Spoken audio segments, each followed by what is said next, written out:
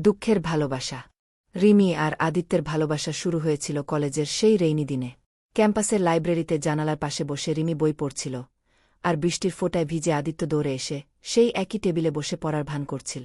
প্রথম দর্শনেই দুজনের চোখে চোখ আটকে গিয়েছিল। দিন যায়, সময় যায়। রিমির কবিতা আর আদিত্যের গিটার মিলে তৈরি হয় এক অদ্ভুত সুর। রিমি বলত, তুমি আমার জীবনের সবচেয়ে সুন্দর লিরিক। আদিত্য হেসে উত্তর দিত, আর তুমি আমার গানের শেষ না হওয়া সুর।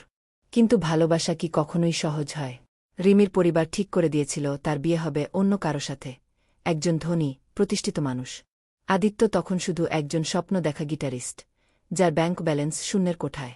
শেষ দিনটায় রিমি আদিত্যকে বলেছিল, ভালোবাসা শুধু অনুভূতি না আদিত্য, এটা সাহস চায়।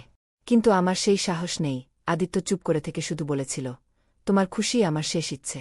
বিয়ের দিন রিমির হাতে সিঁদুর পরাতে পরাতে আদিত্যের মেসেজ এল, আমার গান এখন অসম্পূর্ণ, কারণ তুমি ছাড়া এর কোনো মানে নেই। রিমি ফোনটা বন্ধ করে জানালার দিকে তাকাল। দূরে কোথাও হয়তো আদিত্যের গিটারে বেজে উঠেছিল শেষ একটু সুর।